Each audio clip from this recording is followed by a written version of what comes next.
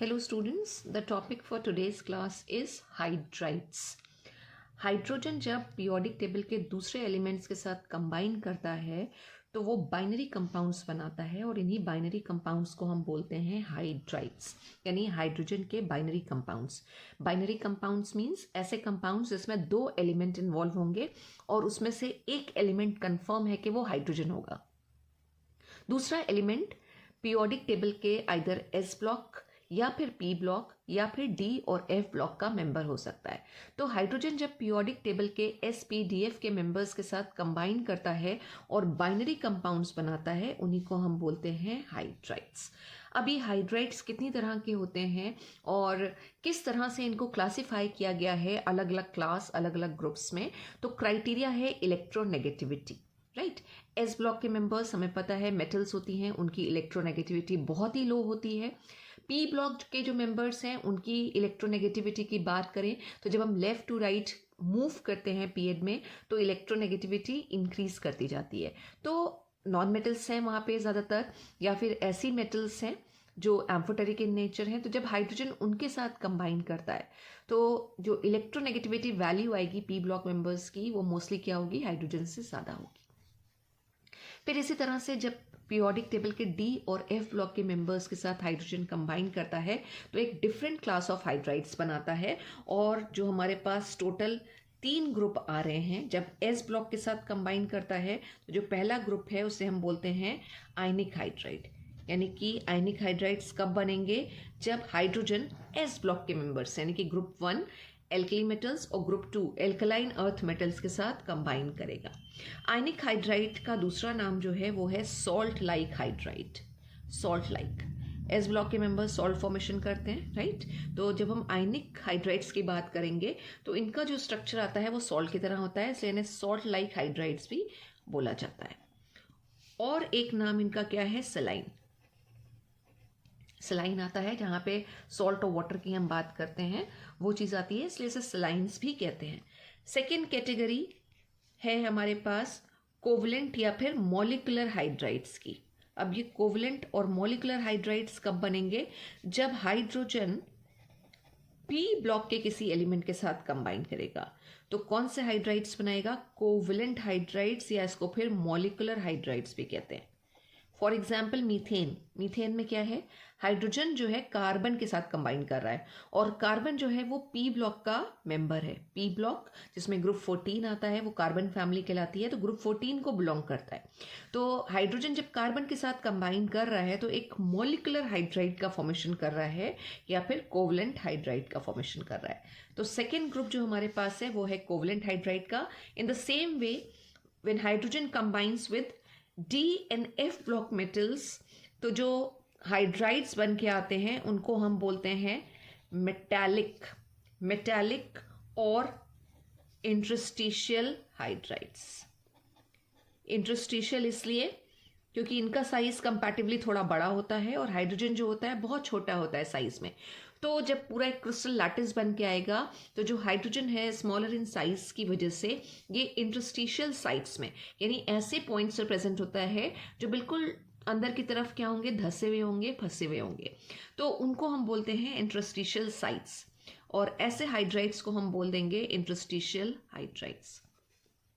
तो पहला जो ग्रुप है, अगर हम आयनिक हाइड्राइड की बात करें तो आयनिक हाइड्राइड को हम कैसे डिफाइन कर सकते हैं. आपसे कभी कभी शॉर्ट नोट में पूछ लिया जाता है कि right a short note on ionic hydride. तो आपका आंसर क्या आएगा आयनिक हाइड्राइड के लिए कि when hydrogen combines with the metals of low electronegativity or the members of S block, ionic hydrides are formed. तो आयनिक हाइड्राइड्स क्या हुए, एस ब्लॉक का कोई भी एलिमेंट होगा, साथ में कौन इन्वॉल्व होगा, हाइड्रोजन होगा ऑब्वियसली, क्योंकि हाइड्रोजन के ही हाइड्राइड्स बन के आ रहे हैं. फॉर एग्जांपल अगर हम लिथियम की बात करें, लिथियम फर्स्ट ग्रुप का मेंबर है और उसके साथ अगर हाइड्रोजन कंबाइन कर रहा है तो हमारे पास क्या बन के आएगा, LiH, यानी कि लिथियम का हाइड्राइड, LiH. और यही अगर सोडियम के साथ कंबाइन करेगा तो सेम रिएक्शन देगा, Na+H2 will give NaH. NaH को हम क्या बोलेंगे, सोडियम हाइड्राइड. और अगर हम सेकेंड ग्रुप का मेंबर ले लें, सेकेंड ग्रुप का मेंबर एक कैल्शियम का एग्जाम्पल ले लेते हैं, क्योंकि सेकेंड ग्रुप का जो मेंबर है कैल्शियम, ये बहुत ही पॉपुलर और वेल नोन हाइड्राइड बनाता है राइट। अभी क्या बन के आएगा, कैल्शियम की वैलेंसी 2 है, तो कैल्शियम हाइड्राइड का फॉर्मूला क्या हो जाएगा, CaH2। This CaH2 is also called hydrolith. और ये हाइड्रोलिथ या कैल्शियम हाइड्राइड अपने आप में एक बहुत अच्छा रिड्यूसिंग एजेंट है। और साथ ही साथ अगर हम इसको बोलें तो ये हाइड्रोलिथ क्या करता है, हाइड्रोजन प्रोवाइड कराता है, तो हाइड्रोजन का बहुत अच्छा सोर्स है। तो hydrolith is number 1, is a very good reducing agent, and second it provides hydrogen. और यही हाइड्रोलिथ की अगर हम रिएक्शन वाटर के साथ करा दें H2O, तो क्या मिलेगा हमें, calcium hydroxide plus H2, right. Balance कर देते हैं 2H2, ये रिएक्शन आ रही है। तो यू कैन सी कि कैल्शियम हाइड्राइड या फिर हाइड्रोलिथ क्या कर रहा है, जब हम उसको वाटर के साथ रिएक्ट करा रहे हैं, हाइड्रोलिसिस करा रहे हैं, तो हमें हाइड्रोजन मिल रही है। तो hydrolith is a good source of hydrogen. अब ये आयनिक हाइड्राइड्स जो हैं, ये आयनिक हाइड्राइड्स और इनके जो भी कॉम्प्लेक्सेस बन के आते हैं, ये बेसिकली सभी के सभी as a reducing agent use होते हैं। I hope you know the meaning of reducing agent. और रिड्यूसिंग एजेंट मीन्स जो खुद ऑक्सीडाइज हो जाएंगे और दूसरे सब्सटेंसेस को क्या करेंगे, रिड्यूस करेंगे, नेसेंट हाइड्रोजन प्रोवाइड कराएंगे।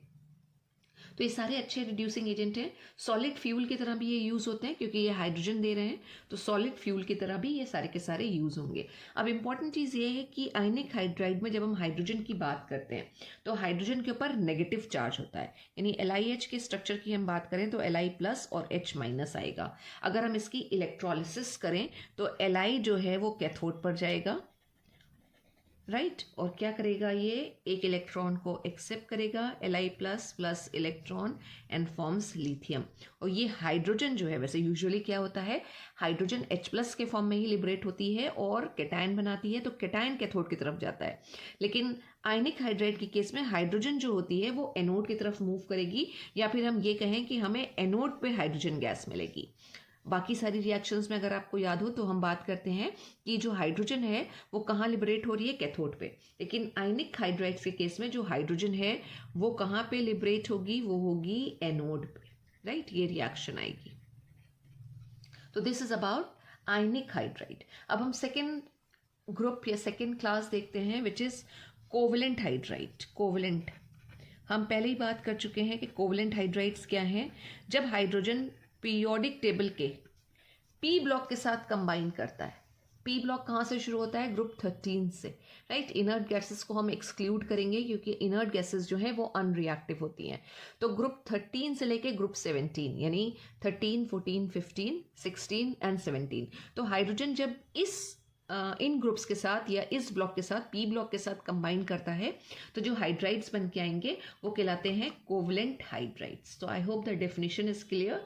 What are covalent hydrides? बहुत सिंपल सी डेफिनेशन है कि when hydrogen combines with the members of p block except group 18 they are called covalent hydrides. अब कोवलेंट हाइड्राइड के एग्जाम्पल क्या हो सकते हैं?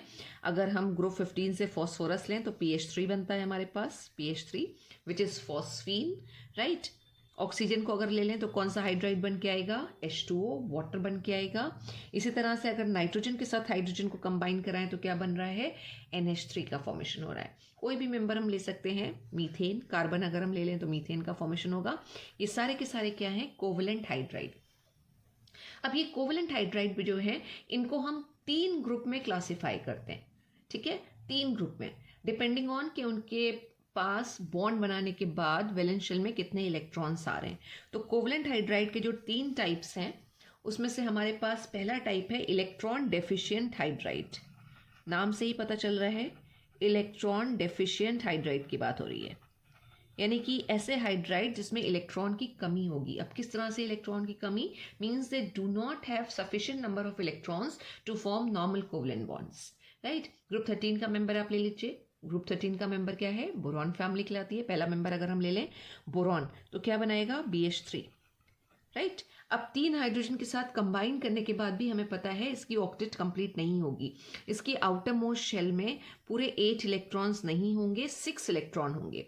तो ये जो हाइड्राइड बन के आ रहा है ये कहलाता है electron deficient hydride.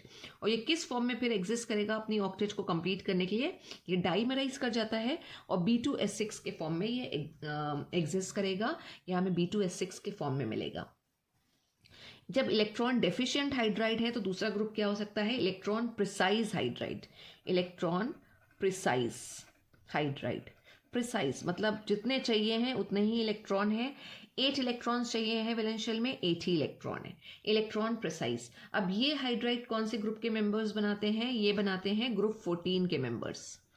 Group 14 electron deficient कौन बना रहा है, ग्रुप 13 के मेंबर्स जब हाइड्रोजन के साथ कंबाइन हो रहे हैं तो इलेक्ट्रॉन डेफिशिएंट हाइड्राइड्स बन रहे हैं, राइट। और ग्रुप 14 के मेंबर्स जब कंबाइन करेंगे तो इलेक्ट्रॉन प्रिसाइज हाइड्राइड बनेंगे। जैसे कि मीथेन, मीथेन का ये स्ट्रक्चर आ रहा है, आउटर मोस्ट शेल में 4 इलेक्ट्रॉन्स हैं और उसे अपना ऑक्टेट कंप्लीट करने के लिए 4 और इलेक्ट्रॉन चाहिए, तो वो 4 हाइड्रोजन के साथ 4 कोवलेंट बॉन्ड बनाता है। कोई भी लोन पेयर नहीं बच रहा है, कोई भी इलेक्ट्रॉन की कमी नहीं है, एग्जैक्टली जितने इलेक्ट्रॉन चाहिए हैं उतने ही इलेक्ट्रॉन प्रेजेंट हैं, इसलिए ऐसे हाइड्राइड को हम बोल रहे हैं इलेक्ट्रॉन प्रिसाइज। और थर्ड कैटेगरी यहाँ पे क्या हो जाएगी, इलेक्ट्रॉन रिच हाइड्राइड्स की, इलेक्ट्रॉन रिच हाइड्राइड्स। अमोनिया का एग्जाम्पल ले लीजिए, अमोनिया में क्या हो रहा है, 3 कोवलेंट बॉन्ड बनाने के बाद भी लोन पेयर बच रहा है, क्या हो जाएगा ये, इलेक्ट्रॉन रिच और हाइड्राइड, राइट। कोई एक और एग्जाम्पल ले लेते हैं, हमने वाटर की भी बात करी थी तो वाटर ले लें।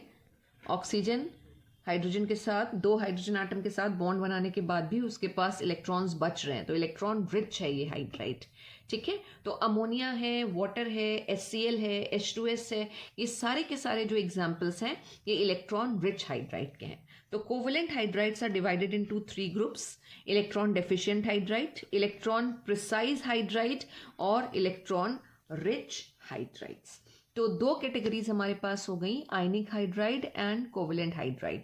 जो थर्ड कैटेगरी है मेटालिक और इंटरस्टिशियल हाइड्राइड्स की, हम उसकी डेफिनेशन की बात करें तो डेफिनेशन क्या आएगी कि जब हाइड्रोजन D और F ब्लॉक के मेंबर्स यानी ट्रांजिशन मेटल्स और इनर ट्रांजिशन मेटल्स के साथ कंबाइन करता है तो जो बाइनरी कंपाउंड्स बन के आते हैं वो बाइनरी कंपाउंड्स को हम बोलते हैं मेटालिक हाइड्राइड्स। तो जो थर्ड कैटेगरी है मेटालिक हाइड्राइड की, मेटालिक हाइड्राइड्स, इनका दूसरा नाम और क्या है, non stoichiometric, non stoichiometric hydrides, non stoichiometric hydride. यानी यहाँ पे जब D और F ब्लॉक के मेंबर्स हाइड्रोजन के साथ कंबाइन करेंगे तो एक होल नंबर रेशियो नहीं आएगा, होल नंबर रेशियो नहीं आ रहा है दोनों के बीच में, इसीलिए हम उसको बोल रहे हैं non stoichiometric hydrides. For example अगर हम लैथनम की बात करें, लैथनम La, जब ये हाइड्रोजन के साथ कंबाइन करता है तो LaH हमने लिखा, लेकिन एग्जैक्टली अगर हम बात करें तो LaH 2.87, यानी हाइड्रोजन यू कैन सी कि पूरा नहीं है, 3 नहीं आ रहा है, 2.87 आ रहा है, एक होल नंबर रेशियो नहीं है लैंथनम और हाइड्रोजन के बीच में। तो इस तरह से जब नॉन स्टोक्योमेट्रिक रेशियो आ रहा है तो उसको हम बोलते हैं नॉन स्टोक्योमेट्रिक हाइड्राइड। से बेसिकली कैलकुलेशन के बेसिस पे ये सारी वैल्यूज़ निकाली जाती हैं, यानी पूरा का पूरा एटम यहाँ पे शेयर नहीं हो रहा है, ये हाइड्रोजन क्रिस्टल लैटिस में कहीं और भी इसकी शेयरिंग हो रही होगी, जस्ट बिकॉज ऑफ दिस एक होल नंबर रेशियो नहीं आ रहा है। अब इसी में ही यानी कि मेटालिक और नॉन स्टोक्योमेट्रिक हाइड्राइड्स में हमें एक चीज़ और देखने को मिलती है और वो है हाइड्राइड गैप, हाइड्राइड गैप। अब ये हाइड्राइड गैप क्या है, नाम से ही पता चल रहा है गैप यानी खाली होगा, यानी कुछ ऐसे ग्रुप्स होंगे जो हाइड्रोजन के साथ नहीं कंबाइन करते होंगे, राइट। कुछ ऐसे ग्रुप्स हमारे पास हैं जो हाइड्रोजन के साथ नहीं कंबाइन करते हैं और पीरियोडिक टेबल के उस रीजन को बोला जाता है गैप और हाइड्राइड गैप। अब वो कौन कौन से हैं, वो हैं ग्रुप 7, ग्रुप 8, ग्रुप 9। ये सारे के सारे ग्रुप्स जो हैं वो हाइड्रोजन के साथ कंबाइन नहीं करते। इवन अगर हम ग्रुप 6 की बात करें, ग्रुप 6, ठीक है, तो only chromium combines, only chromium combines. So this region of periodic table is considered as hydride gap because the members of these group as well as the members of group 6 except chromium, they do not combine with hydrogen and they do not form any kind of hydrides. Therefore, this region is called hydride gap. So this much is sufficient for hydrides. I hope you understood the concept of hydrides, that binary compounds of hydrogen with other elements of the periodic table are called hydrides, and hydrides are of three types: ionic, covalent and metallic hydrides. Thank you so much, students.